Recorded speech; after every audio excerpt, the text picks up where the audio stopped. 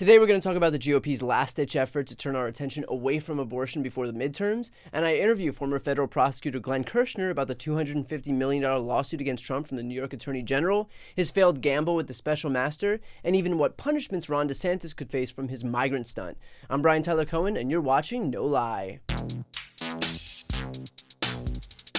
So things are getting desperate on the right. It seems like every other day is a Hail Mary. We've seen Ron DeSantis ship migrants to Martha's Vineyard to try to turn the national conversation toward immigration, and instead he landed himself in the middle of a bunch of investigations and lawsuits even.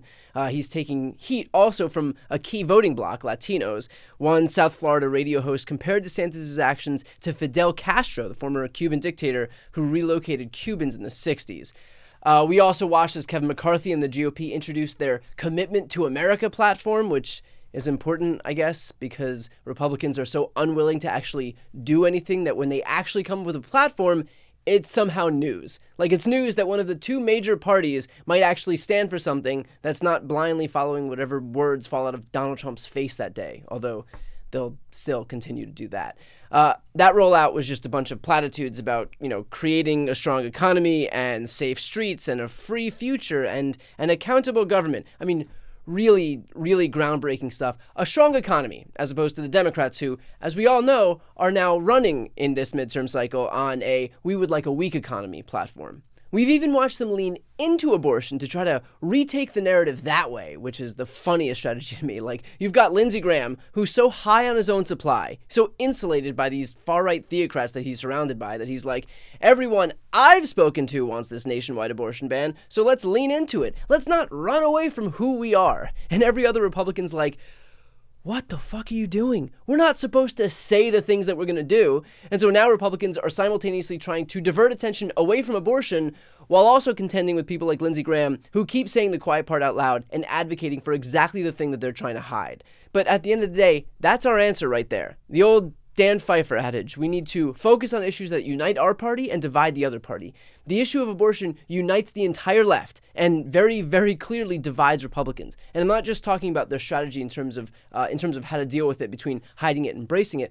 I'm talking about their actual support for reproductive rights. You've got half of the GOP who wants full-blown Handmaid's Tale, no abortions, no exceptions, and then you've got the other half that's maybe recognizing the cognitive dissonance between being the party of small government and also the party who wants to dictate what a woman can or can't do with her own body. Like, Kansas is proof of that. The anti-choice faction got crushed 60-40 in a reliably red state. The 5 special elections since Dobbs have seen an average 9-point swing to the left compared to Biden's 2020 numbers. There is a problem on the right when it comes to abortion. The election results show that, the polls show that, and these Republican officials flailing to desperately change the subject are proof of that.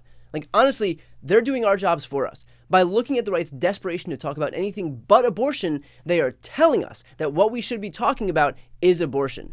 So look, they can try to rewrite the narrative with gimmicks like their Commitment to America platform, and by showing us just how inhumane they can be with migrants like Ron DeSantis did down in Florida. But the fact is that we already know what their platform is because they've shown us. Their agenda is banning abortion nationwide. It's eliminating Medicare, Medicaid, and Social Security. It's banning books. It's punishing teachers. It's throwing doctors in prison. It's pretending climate change doesn't exist. It's coddling fossil fuel companies. It's giving tax breaks to millionaires and billionaires. It's making sure guns flood the streets without any safety precautions, and it's refusing to accept any election results where they don't win. That's their agenda, and we know that because they've shown us. Do not listen to what they say, watch what they do.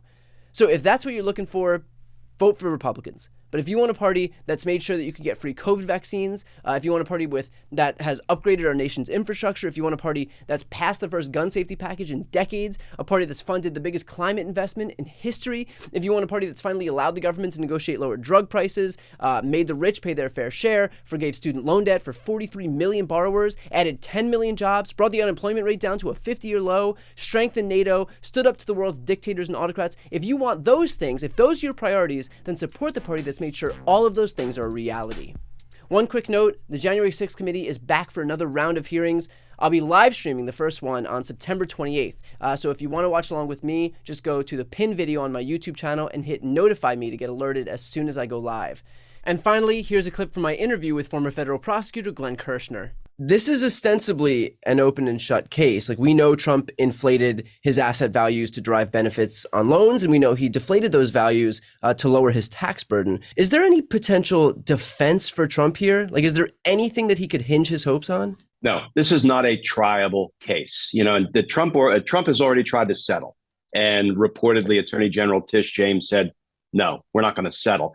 The only settlement offer that I would accept if I were sort of on the prosecution side or on the attorney general side of the case would be $250 million and a ban from, holding offices or being on the boards of any New York companies or corporations, which is precisely what Tish James is seeking from Trump, Don Jr., Eric, and Ivanka, plus Weisselberg and Jeff McConney, two other, high officials in the Trump organization.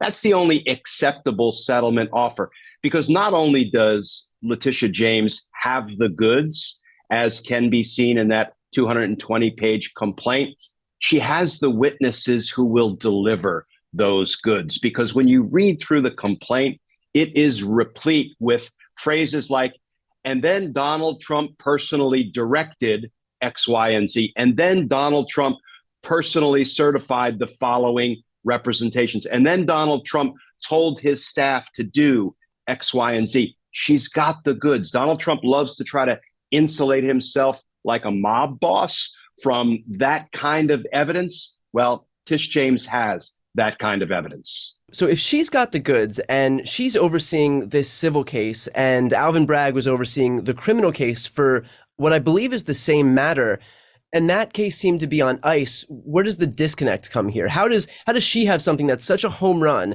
that she can, wage a $250 million lawsuit, and yet Alvin Bragg is over there laying off prosecutors that were working on this case? Yeah, the simplest explanation is something smells fishy in Alvin Bragg's office. The reason I say that's the simplest explanation, Letitia James made it clear in both her court filing and in her press conference that there was criminal conduct that she found by Donald Trump, and she is referring that criminal conduct to the Southern District of New York U.S. Attorney's Office and to the Internal Revenue Service for further investigation. And what we also know is that Alvin Bragg's own top prosecutors told him, we have enough evidence to indict Donald Trump, and we have enough evidence to win a conviction. When you bookend those two things and you put Alvin Bragg in the middle, something is not right. And it doesn't seem to be the evidence. It seems to be Alvin Bragg's decision-making abilities. To watch my full interview with Glenn Kirshner, click the thumbnail right here on the screen or check out the interviews playlist on my YouTube channel.